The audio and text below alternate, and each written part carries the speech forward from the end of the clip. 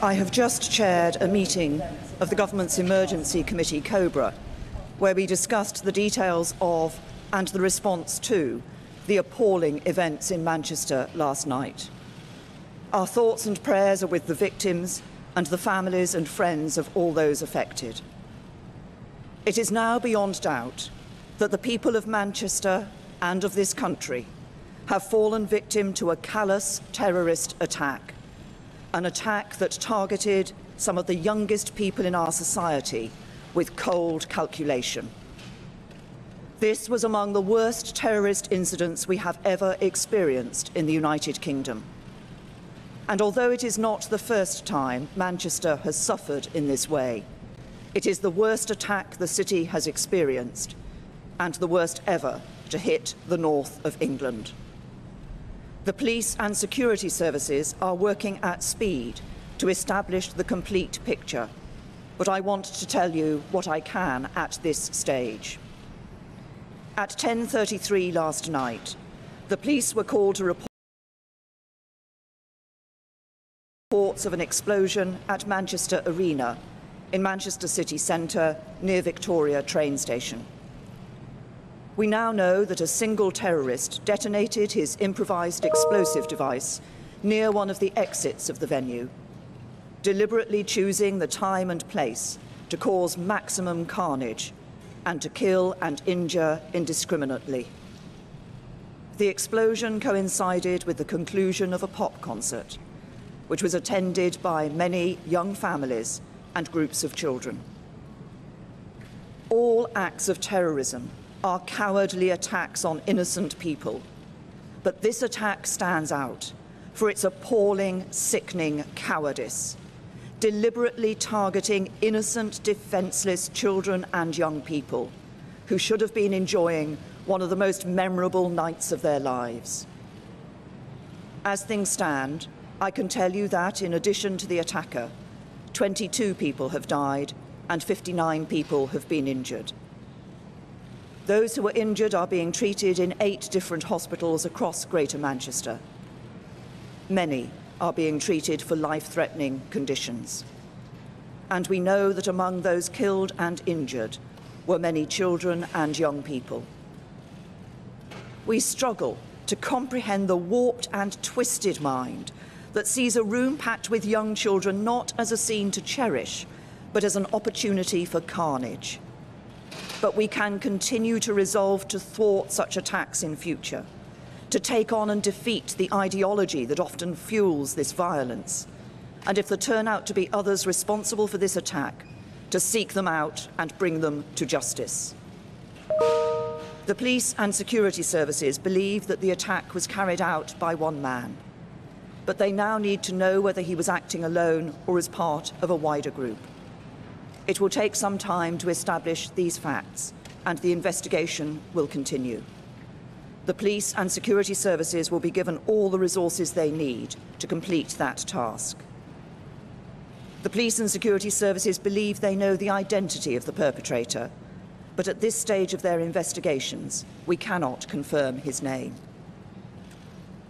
The police and emergency services have, as always, acted with great courage, and on behalf of the country, I want to express our gratitude to them. They acted in accordance with the plans they have in place and the exercises they conduct to test those plans, and they performed with the utmost professionalism.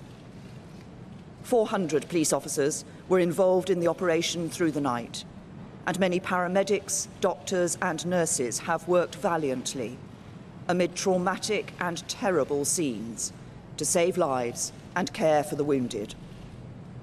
Significant resources have been deployed to the police investigation, and there continue to be visible patrols around Manchester, which include the deployment of armed officers.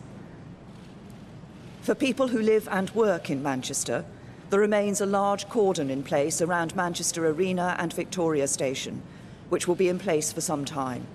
The station is closed and will remain closed while a detailed forensic search is underway. We know that many friends and relatives of people caught up in the attack are still trying to find out what has happened to their children, brothers and sisters, parents and loved ones. So please, think of those people who are experiencing unimaginable worry. And if you have any information at all relating to the attack, please contact Greater Manchester Police. The threat level remains at severe.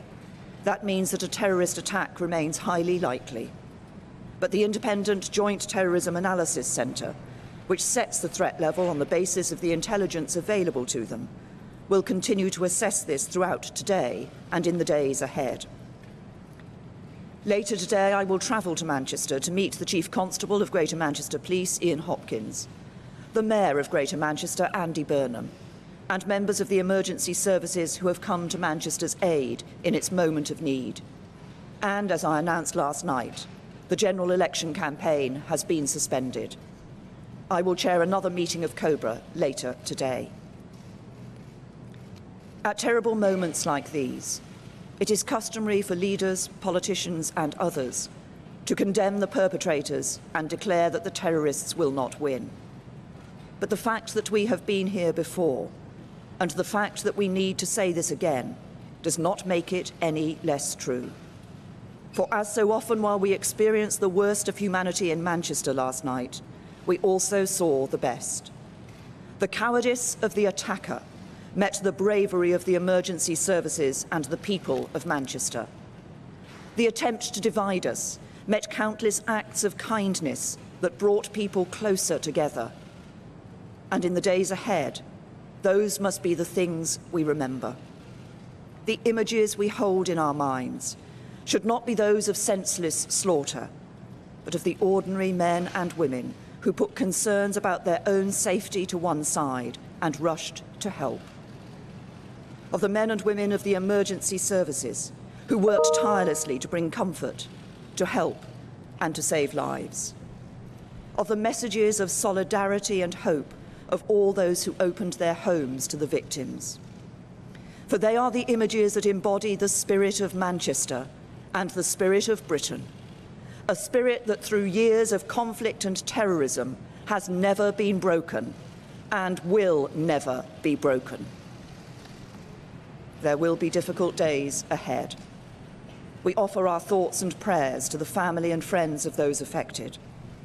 We offer our full support to the authorities, the emergency and the security services as they go about their work.